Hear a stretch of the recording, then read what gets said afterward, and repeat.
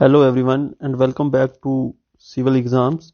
आज इस वीडियो के अंदर मैं आप लोगों के साथ जेकेएसएसबी जेई सिविल सर्वेइंग के 15 क्वेश्चंस जो हैं उनको यहाँ पे डिस्कस करने जा रहा हूँ। तो for follow join my Telegram channel and for online exams you follow me at trigger exam app. तो दोनों का लिंक जो है वो डिस्क्रिप्शन में दिया हुआ है, तो वहाँ से आप लोग इसको ज्वाइन कर सकते हो। तो इसमें जो मैं आप लोगों के साथ फर्स्ट क्वेश्चन जो मैं डिस्कस करने जा रहा हूँ, this question is related to chain surveying. Chain surveying से रिलेटेड क्वेश्चन है और इसमें हमारे पास 4 डिफरेंट टाइप्स ऑफ चेन्स जो है वो ऑप्शंस में गिवन दी गई हैं और कहा गया है कि विच 66 फीट किस चेन की जो टोटल लेंथ है 66 फीट होती है और जो हमारे पास लिंक्स रहते हैं दैट इज 100 लिंक्स। तो वन बाय वन मैं यहाँ पे अगर बात करूं तो जो आपकी गंटर चेन होती है, Gunter chain is your 66 feet long और इसके अंदर आपके पास कितने लिंक्स रहते हैं, 100 लिंक्स। एंड सिमिलरली अगर मैं रेवेन्यू चेन की यहाँ पे बात करूं तो revenue chain is your 33 feet, revenue chain 33 feet रहती है और इसके अंदर जो लिंक्स रहते हैं दैट इज यूर 16 लिंक्स जो हैं वो हम इसके अंदर क्या किए जाते हैं, प्रोवाइड किए जाते हैं। उसके बाद आपके पास आएगा इंजीनियरिंग चेन और अगर मैं इंजीनियरिंग चेन की बात करूं, engineering chain is your 100 feet और यहाँ पे जो आपके पास लिंक्स रहते हैं वो कितने लिंक्स रहते हैं, 100 लिंक्स और ईच लिंक जो है वो आपका कितना रहता है, ईच लिंक इज 1 फीट। और जो नेक्स्ट जो ऑप्शन है, last option is your band chain या इसको आप लोग स्टील बैंड भी बोलते हो और इसकी जो लेंथ हमारे पास रहती है जनरली 20 to 30 मीटर लेंथ रहती है और used for the higher accuracy के लिए हम इसको क्या करते हैं, प्रेफर करते हैं। और जनरली इससे जो मेजरमेंट आती है that measurement is better as compare to the chain. तो जनरली इसको प्रेफर किया जाता है ओवर द चेन। और इसके अलावा जो हमारे पास चेन्स यूज होती हैं दैट इज मीट्रिक चेन। और अगर मैं मीट्रिक चेन की बात करूं, मीट्रिक चेन की जो हमारे पास लेंथ रहती हैं वो 5 metre, 10 metre, 20 metre and 30 metre और जो उसमें लिंक्स प्रोवाइड किया जाता है ईच लिंक इज 20 सेंटीमीटर का लिंक जो है वो उसमें प्रोवाइड किया जाता है मीट्रिक चेन में। तो इसमें अगर आप देखोगे the correct option is your option A. और गंटर चेन के अंदर जो हमारी टोटल लेंथ रहती है, total length is 66 feet and the total number of links remains 100 links जो है उसमें प्रोवाइड किए जाते हैं। तो option A is your correct option. Next question जो है, this question is based on metric chain और मैंने अभी आपको बताया मीट्रिक चेन जो है वो आपके पास 5 metre, 10 metre, 20 metre and 30 metre जो है लेंथ में अवेलेबल रहती है। तो अगर मैं यहाँ पे इस क्वेश्चन के अंदर पूछा गया the overall length of chain should be with in which of the following permissible limit. तो अगर मैं यहाँ पे बात करूं जो हमारे पास परमिसिबल लिमिट रहती है, sometimes this limit is also called as tolerance limit. तो जो आपके पास परमिसिबल लिमिट रहती है for 30 metre chain this is your plus minus 8 mm, for 20 metre chain this is plus minus 5 mm and for 5 metre chain this is plus minus 3 mm। तो यहां पे आपके पास जो क्वेश्चन में चेन गिवन है this is your 30 metre chain and the correct option is your option D, 30 metre chain plus minus 8 mm जो है वो हमारे पास परमिसिबल लिमिट जो है वो रहती है। Next question is based upon the tape corrections.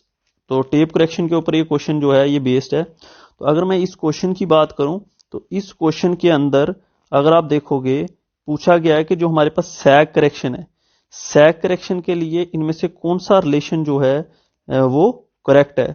तो अगर मैं सैग करेक्शन की बात करूं, जनरली सैग आपको पता है क्या होता है, जब दो सपोर्ट्स के ऊपर हम लोग चेन को क्या करते हैं, चेन के ऊपर पुल अप्लाई करते हैं and due to the weight of the chain sags in the downward direction. तो अगर मैं यहाँ पे पुल अप्लाई करता हूं तो आपका जो due to the self weight जो है चेन जो है वो नीचे की तरफ क्या करेगी, सैग करेगी। तो अगर इस करेक्शन की अगर हम बात करें तो जनरली ये जो करेक्शन रहती है सैग correction this is your W square L cube by 24 P square. तो P आपके पास क्या रहता है, अप्लाइड पुल। तो इन केस अगर हमारे पास इसमें नंबर ऑफ स्पैन्स रहते हैं तो हम इसको n स्क्वायर से क्या कर देते हैं, डिवाइड कर देते हैं। तो जनरली ये रिलेशन तो आपको कहीं पे भी यहां पे दिखाई नहीं दे रहा होगा, not in option A, B and C और डी, किसी में भी ये ऑप्शन नहीं है। तो एक्चुअल में इस क्वेश्चन के अंदर जो W है, W is your total weight, और इसका यूनिट जनरली जो होगा न्यूटन हो सकता है, या आपके पास केजी में जो है इसका यूनिट जो है वो हो सकता है। और ये जो W जनरली आपका रहता है, this is your W into L. ये जो स्मॉल W मैं यहां पे रिप्रेजेंट कर रहा हूं, ये जनरली किस में होता है, न्यूटन। जनरली ये जो वेट रहता है, दिस वेट इज वेट पर मीटर लेंथ। तो अगर आप इसी रिलेशन को फर्दर मॉडिफाई करते हैं तो ये जो आपके पास इक्वेशन बनेगी यहां पे, तो आप W into small W into L को क्या लिख सकते हो, capital W square L by 24 P square. तो यहां पे आप देखोगे ये जो है, यहां पे ऑप्शन जो आपको दिखाई दे रहा है, option C is your correct answer. Option C जो है वो करेक्ट आंसर जो है आपका आएगा। सिमिलरली जो नेक्स्ट क्वेश्चन है, this question is based on the compass serving. तो कहता है हमारे पास 4 कंपास जो है इसने ऑप्शंस में गिवन दी हैं। तो जनरली जो हम कंपास सर्विंग के अंदर कंपास यूज करते हैं, एक हमारे पास प्रिज्मेटिक कंपास रहती है और दूसरी हमारे पास कौन सी कंपास रहती है, सर्वेयर कंपास। और जो प्रिज्मेटिक कंपास है, ये जो बीरिंग मेजर करती है, this compass measures the bearing in WBC। WBC is your whole circle bearing system. And जो सर्वेयर कंपास है वो आपकी किस में मेजर करती है, वो जो है सर्वेयर कंपास की अगर मैं बात करूं तो उसकी यहां पे this is north south east west. तो नॉर्थ और साउथ पे जो रहता है that is 0 degree, and east and west पे जो रहता है दैट इज 90 डिग्री।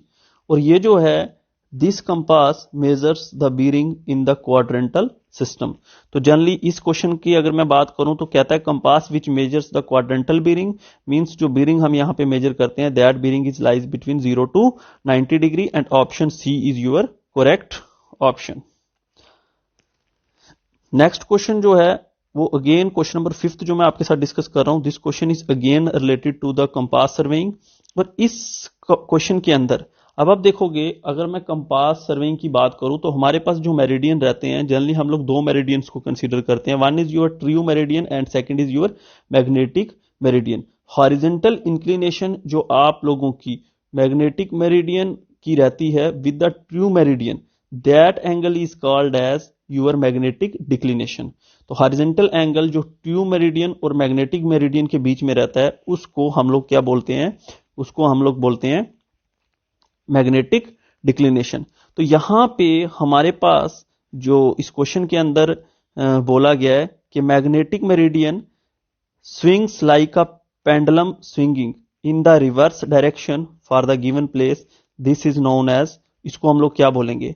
तो जनरली हमारे पास अगर मैं वेरिएशन की बात करूं, 2 टाइप की वेरिएशन रहती हैं, first is your regular variation and second is your irregular variation. और रेगुलर वेरिएशन की अगर मैं बात करूं, रेगुलर वेरिएशन के अंदर हमारे पास 3 वेरिएशन रहती हैं, directional variation, annual variation and secular variation. तो फर्स्ट जो है मैं यहां पे और जो डिस्कस करूंगा that is your irregular variation. तो इररेगुलर वेरिएशन आपकी क्या होती है, जब भी आप लोगों का जो मैग्नेटिक मेरिडियन है, जो मैग्नेटिक मेरिडियन जो है उसमें जो चेंज आती है वो किसकी वजह से आती है, ड्यू टू द अर्थक्वेक और द वॉल्केनिक इरप्शन। तो जो वेरिएशन आपकी cause due to the magnetic storms, जैसे आपका अर्थक्वेक और जो वॉल्केनिक इरप्शंस की वजह से होता है, उस वेरिएशन को हम लोग क्या बोलते हैं, इररेगुलर वेरिएशन। और रेगुलर वेरिएशन की अगर मैं बात करूं तो रेगुलर वेरिएशन में मैं सबसे पहले अगर यहां पे आप लोगों के साथ डिस्कस करूं तो that is your secular variation. और अगर सेकुलर वेरिएशन की मैं बात करूं तो सेकुलर वेरिएशन क्या होता है, जो आपका मैग्नेटिक मेरिडियन रहता है इसमें वो स्विंग लाइक का पेंडुलम जो है वो स्विंग करता है मैग्नेटिक मेरिडियन। और क्या होता है इसमें, swing in one direction for a long time. तो मींस इसको यहां से यहां आने में काफी जो है वो टाइम जो है वो लगता है, और this time is generally 100 to 200 years. और फिर यहां से ये क्या करता है, बैक किस पे आता है, जीरो पे, या रेस्ट हम इसको बोल सकते हैं। This point is called as rest point. और इसके बाद फिर ये किस डायरेक्शन में मूव कर जाता है, इस डायरेक्शन में। तो ये जो है ये काफी मतलब जो टाइम के बाद जो है ये वेरिएशन आती है, और इसका जो एवरेज ड्यूरेशन रहता है दैट इज 100 to 200 ईयर्स। और इस वेरिएशन के अंदर जो आपका मैग्नेटिक मेरिडियन है, स्विंग लाइक का पेंडुलम जो है वो होता है। और अगर मैं डायरेक्शनल वेरिएशन की बात करूं तो इसमें क्या होता है, जो आपकी नीडल है, मैग्नेटिक मेरिडियन है, वो क्या करता है, ऑक्सीलेशन जो होती है, ठीक है। तो इसमें ऑक्सीलेशन जो है नीडल की फ्रॉम जो मीन पोजीशन जो है उससे ऑक्सीलेशन जो ड्यूरिंग द डे टाइम होती है उसको हम लोग बोलते हैं डायरेक्शनल वेरिएशन। और इस वेरिएशन की अगर हम बात करें, this variation is more in the summer as compare to winter season. और एनुअल वेरिएशन जो आपके पास आएगी, this is the change, annual change जो आपकी मैग्नेटिक मेरिडियन में आएगी, that variation is called as annual variation. और this is also the type of secular variation के अंदर, जैसे आपकी सेकुलर वेरिएशन होती है उसी तरीके से ये होती है। बट जो एक साल में आपका मैग्नेटिक मेरिडियन जो है उसमें जो वेरिएशन आती है उसको हम लोग क्या बोलते हैं, एनुअल वेरिएशन। तो इस क्वेश्चन का जो करेक्ट आंसर है, the correct answer is your option D. तो सेकुलर वेरिएशन जो है उसमें जो मैग्नेटिक मेरिडियन है वो स्विंग लाइक का पेंडुलम जो है वो होता है।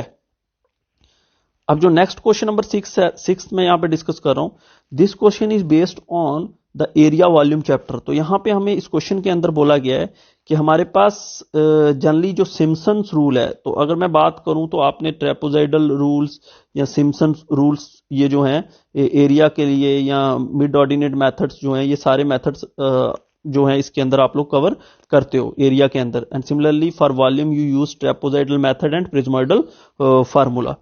तो यहां पे ये जो पूछ रहा है इस क्वेश्चन के अंदर कि कुछ हमारे पास ऑर्डिनेट्स जो हैं वो गिवन है। तो लेट करते हैं, the first ordinate is your O1, O2, O3, O4, O5, O6, 7, 8 and O9।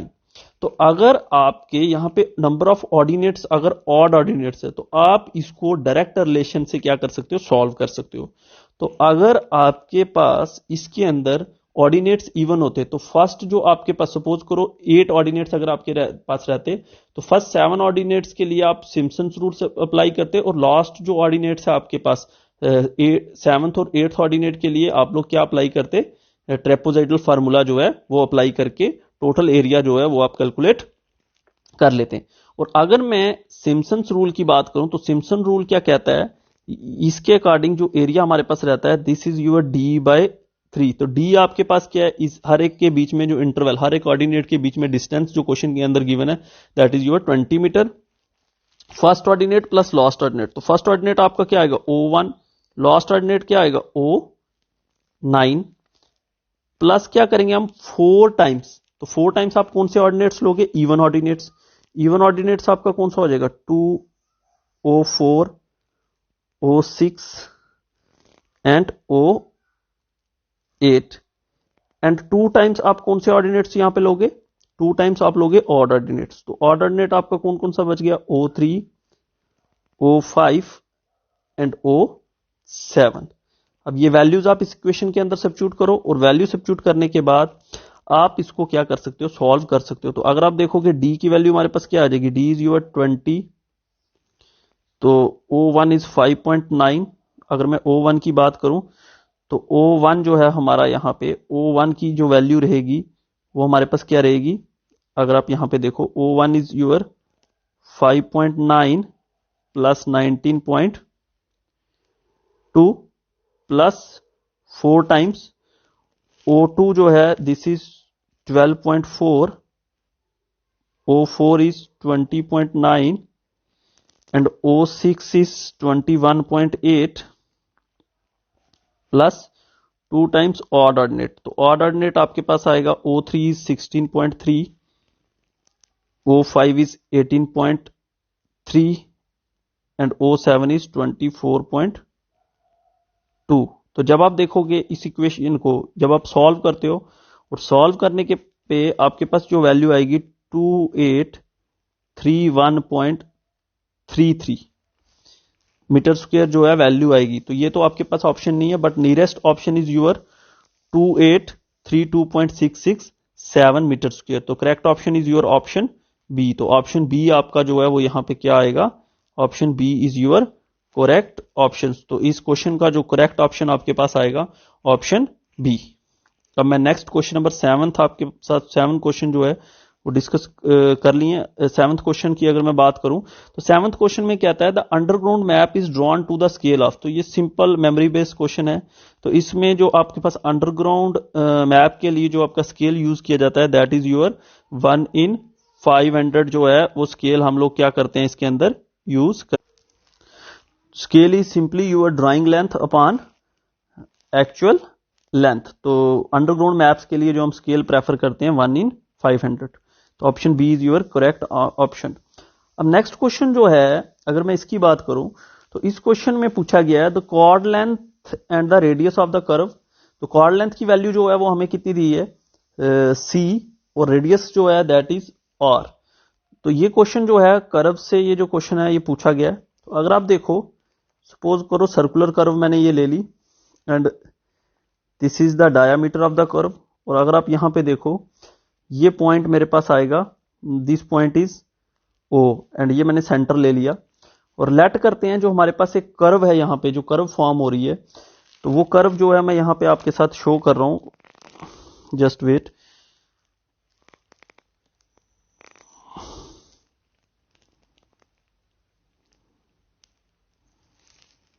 तो जो कर्व हमारे पास रहेगी सपोज करो this R is the radius of the, ये जो आर आपका आएगा हमारे पास, ये जो ब्लू पोर्शन में शो कर रहा हूं this is the required portion. तो हमारे पास अगर आप देखोगे यहां से लेके यहां तक जो टोटल डिस्टेंस होगा this total distance is twice R, और ये जो डिस्टेंस है this distance is V, this is your vers sine, V से मैंने इसको डिनोट कर दिया। और अब ये जो है this line is your long card, और इसकी लेंथ जो दी है हमें वो हमें दी है सी। तो 2 हाफ्स में डिवाइड हो जाएगी ये लेंथ, हमारे पास वैल्यू क्या आएगी c/2, this is your c/2 c/2 and r is the radius of curve. तो अब हमें यहां पे v की वैल्यू जो है वो फाइंड आउट करनी है। तो simply for this equation you take v into twice r minus v is equals to c/2 multiply by c/2। तो जब आप इस इक्वेशन को सॉल्व करोगे यहां से जो आपके पास रिजल्ट आएगा v की जो वैल्यू आएगी वर्स्ट जो साइन आपके पास आएगा दिस इज योर c²/8r, और c²/8r is your required answer and option A is the correct option. Similarly here you see next question के अंदर जो हमें यहां पे पूछा जा रहा है, next question is based on the ideal transition curve, और इसके अंदर पूछा गया है कि जो लेंथ ऑफ ट्रांजिशन कर्व है वो क्या डायरेक्टली प्रोपोर्शनल टू रेडियस है, इनवर्सली प्रोपोर्शनल टू रेडियस है, इक्वल्स टू रेडियस है, तो या इक्वल टू इन्फिनिटी है। तो हमें इसके अंदर ये वैल्यूज जो हैं पूछी गई है, तो कौन सा रिलेशन इसमें जो करेक्ट रिलेशन है वो हमें बताना है। तो जनरली अगर मैं लेंथ ऑफ ट्रांजिशन कर्व की बात करूं, length of transition curve is equals to v³/cr, और ये जो c है this c is 80/75 plus v जो है वेलोसिटी पे ये क्या करता है डिपेंड करता है। तो जनरली अगर आप देखोगे यहां पे length of the transition curve is inversely proportional to the radius of the curve. तो option B is your correct option. तो ऑप्शन बी जो है वो आपका करेक्ट ऑप्शन यहां पे होगा। 10th क्वेश्चन जो है इसमें पूछा गया है in India the curve is designated by a angle in the degree subtended at the centre by a chord of the length. तो जनरली हम लोग अगर अगेन इसको भी सेम वे में हम लोग लेते हैं, तो अगर सपोज करो दिस इज सेंटर, तो जनरली जो कर्व सपोज करो अगर कर्व ये जो एंगल है हमारे पास, तो जनरली इस एंगल को अगर मैं d/2 से रिप्रेजेंट करूं, तो जब आप इसको यहां पे जो जनरली कॉर्ड जो हम लेते हैं तो वो हम कॉर्ड कंसीडर करते हैं, ये जो ये लेंथ होती है This length is your one chain length and generally we prefer 30 metre. Option B is your correct option. तो अब सिमिलरली इसने जो नेक्स्ट क्वेश्चन पूछा है सेम कंसेप्ट के ऊपर बेस्ड है और पूछा है कि जो हमारा रिलेशन रहता है रेडियस और डिग्री ऑफ कर्व के लिए फॉर द 30 मीटर आर्क, तो वो जो रिलेशन है वो आपके पास जो रहता है दैट इज योर 7120D.